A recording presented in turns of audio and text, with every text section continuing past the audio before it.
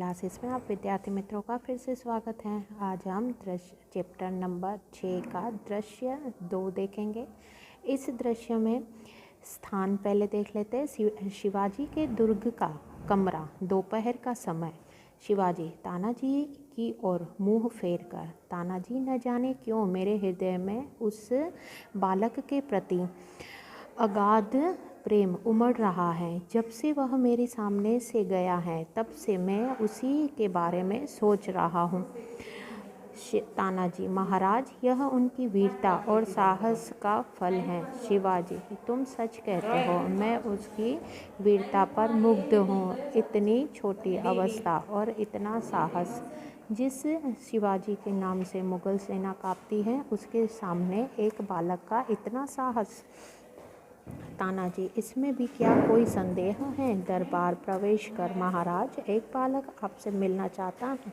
शिवाजी, उसे बुला लाओ। दरबार के साथ मालव जी का प्रवेश। मालव जी महाराज, आपका अपराधी मृत्युदंड पाने के लिए प्रस्तुत है।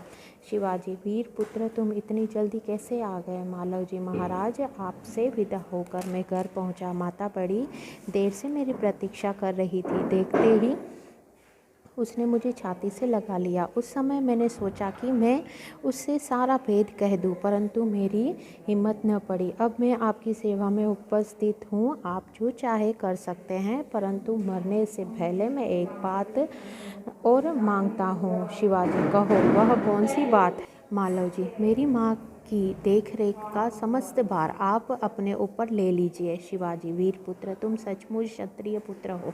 शिवाजी वीरों का आदर करता है, उसकी हत्या नहीं करता। अब तक मैं तुम्हारी परीक्षा ले रहा था, बस तुम मेरी परीक्षा में सफल हुए।